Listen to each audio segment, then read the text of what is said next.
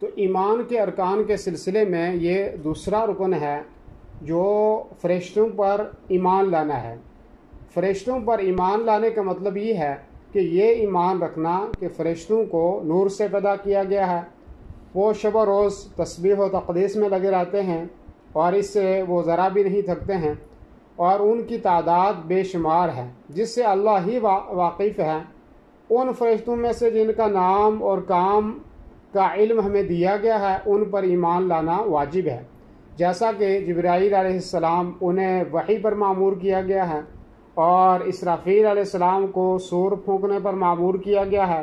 اور رضوان نامی فرشتہ کو جنت کا خازن بنایا گیا ہے، اور مالک نامی فرشتے کو جہنم کا داروغہ مقرر کیا گیا ہے، اور وغیرہ وغیرہ جیسا کہ آپ جانتے ہیں۔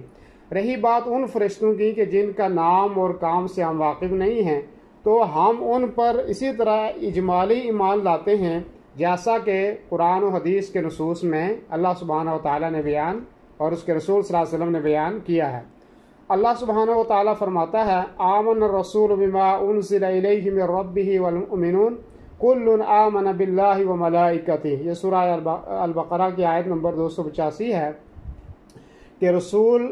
ایمان لایا اس چیز پر جو اس کی طرف اللہ تعالیٰ کی طرف سے اتری، اور مومن بھی ایمان لائے، یہ سب اللہ تعالیٰ اور فرشتوں پر ایمان لائے۔ اسی طرح اللہ سبحانہ و تعالیٰ سورہ احزاب میں فرماتا ہے ان اللہ و ملائکتہ یصلون علی النبی، اللہ اور اس کے فرشتے نبی صلی اللہ علیہ وسلم پر رحمت بھیجتے ہیں۔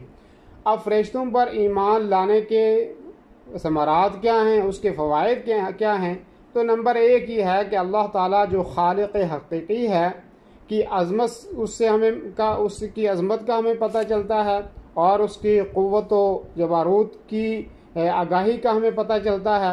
اور دوسری بات یہ ہے کہ اللہ تعالیٰ کا شکر بجا لانا کہ وہ اپنے بندوں کا اس قدر خیال رکھتا ہے کہ فرشتوں کو ان کی حفاظت پر اور ان کے اعمال کو درج کرنے پر اور خیر و بلائی کے دیگر کاموں پر اللہ سبحانہ و تعالیٰ نے ان کو مامور کیا ہے۔ اسی طرح فرشتوں سے محبت رکھنا کہ وہ اکمل طریقے سے اللہ کی محبت بجا لاتے ہیں اور مومنوں کے لیے استغفار کرتے ہیں۔